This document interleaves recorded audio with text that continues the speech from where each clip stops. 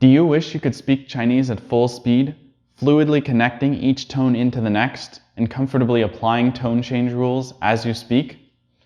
This is pretty much the dream for any beginner to intermediate learner of Chinese, so I would like to share the most effective method of realizing this dream, including a specific strategy that I developed, which I found to be highly effective, even though I've never heard anyone else talk about it.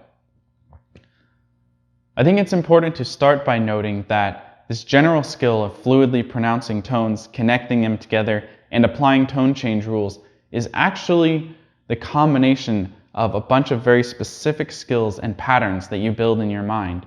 So you'll not be directly training this high-level skill, but rather building up a repertoire of patterns in your mind incrementally, so that eventually, as you're speaking, everything that you say connects to one of those patterns that's deeply ingrained in your mind, and so the tone production and even the tone change becomes comfortable and automatic.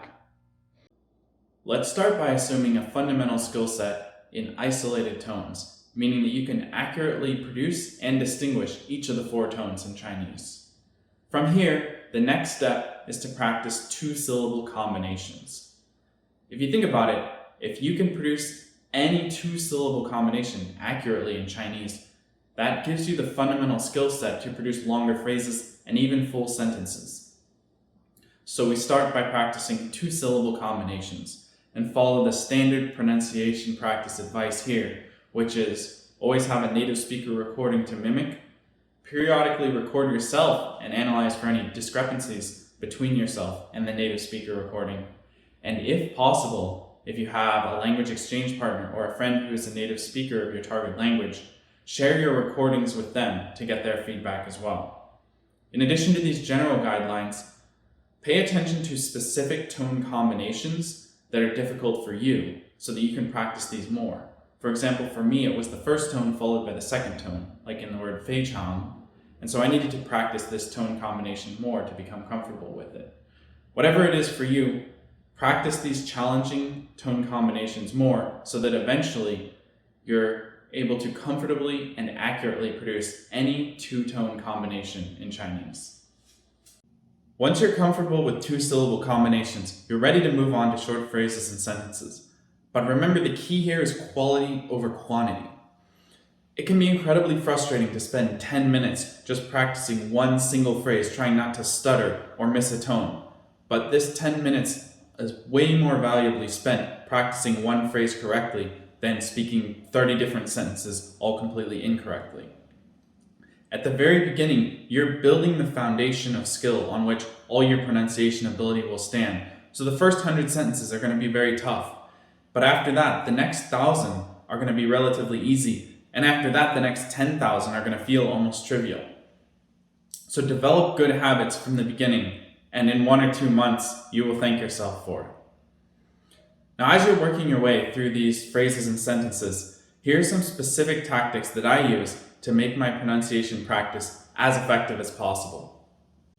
Number 1, speak slowly rather than inserting pauses when you can't say the full sentence smoothly. So for example, suppose you're given the sentence, 你家有几个人? At first, you will probably naturally insert a pause somewhere in the sentence when you try to say it. For example, 你家有几个人? Try instead to speak the whole sentence smoothly, but just slightly slowed down. 你家有几个人? This way, what you've said is actually equal to your target fluent sentence. It's simply a time-scaled version of that end goal. So all you have to do to reach your target is to uniformly speed everything up, rather than changing elements of the sentence itself. Number 2, practice specific tone change patterns and cement them in your mind. This is something I was very resilient to at first, because I wanted to think of tone change rules as some general concept that my mind could acquire the skill of applying in any situation. But in practice, that's not how it works. When a native speaker wants to say the phrase 一张桌子, they don't think, okay, E is followed by a zhang, which is a first tone, so the E changes to a fourth tone.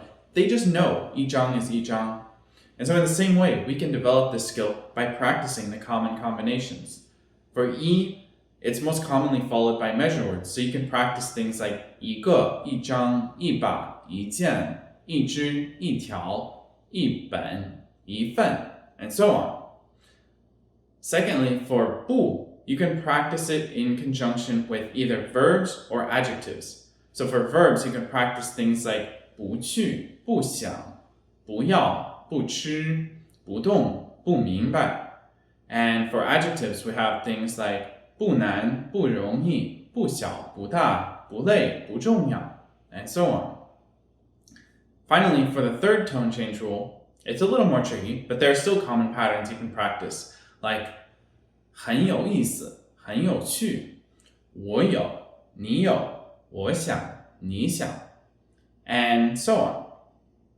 So, these are examples off the top of my own head, but what I really recommend is that you make a list of tone change patterns that cause you clumsiness or awkwardness whenever you encounter them. And then all you have to do is spend 1 minute each day to read through this list, and you'll train your mind to ingrain these patterns naturally into your way of speaking. And in order to prevent this list from getting too long, anytime you get more than, say, 15 or 20 items, just get rid of the ones that are solid and easy for you by now. And in this way, you can honestly spend just 1 or maybe 2 minutes a day to make tone change rules something that are second nature to you, rather than something that's constantly taxing your mental processing power whenever you're trying to speak Chinese. Number 3, this is my own personal strategy, and I've never heard anyone else mention it, which I think is because it's a bit counterintuitive, but it's so helpful. Practice building up longer sentences backwards, starting from the end and working your way back to the beginning. Let me explain what I mean with the same example we used before. 你家有几个人? If you first encountered this sentence, the natural way to build it up, assuming it were too long to just speak completely on the first attempt, might be to start from the beginning and say 你家有, then add the next word, 你家有几个, and so on until you reach the complete sentence. However, notice even in this simple example, the problem that showed itself. When we said 你家有, the pronunciation of the character 有 had to change after we added the next part of the sentence. And in general, the problem is that the way we pronounce parts of a sentence may not match the way those parts are pronounced in the context of a complete sentence. This happens because tone change rules propagate their influence backwards through sentences. That is, characters affect the way characters before them are pronounced, not those after. So this means the logical way to build up long sentences in Chinese is to start from the end and add words incrementally backwards until you get to the beginning. In this case, we would start with 几个人, then add 有几个人, and finally 你家有几个人? Notice that in this way, we never have to make any changes to the parts that we already pronounced. And we practice every part correctly at every step of the way. You may have thought there's one more way to achieve this, by practicing the sentences forwards, but applying the tone change rules ahead of time. So for example, we would start by saying 你家有, because we know there's a 几个 coming next. However, this trades one problem for another problem. Now you're actually training the incorrect association in your mind of that rising tone, which has nothing following it, with a potential third tone. In Chinese, a rising tone can only be considered as a potential third tone if there's another third tone following it. So, the backwards method is the best way to incrementally build up the pronunciation of longer sentences. It seems counterintuitive at first, but it's super helpful and makes a lot of sense once you try it. For me, this strategy really helped me to internalize the tone change rules in Chinese and to develop comfort with the natural flow of tones in spoken Chinese. The techniques I've shared in this video, if followed diligently, will allow you to fluently produce accurate tones at full speed, link them together smoothly, and internalize the tone change rules of Chinese. You will naturally apply tone changes rather than having to constantly think about them. The main ideas I covered were: start by practicing two-tone combinations. Then move on to longer phrases and sentences, applying the following strategies. 1. Slow down your entire speech rather than adding pauses between words. 2, practice the common manifestations of each tone change rule, and keep a list for yourself of tone change patterns to practice. And 3, build up sentences in reverse order, from the end backwards to the beginning, in order to match the direction of tone change propagation in Chinese. Of course, in addition, the usual pronunciation training advice also applies here, which is always have a native speaker recording to imitate, record yourself periodically, and compare your speaking with the native speaker recording. And finally, share that recording with a native speaker to get their direct feedback if you can. I hope this was useful, and good luck with your Chinese studying.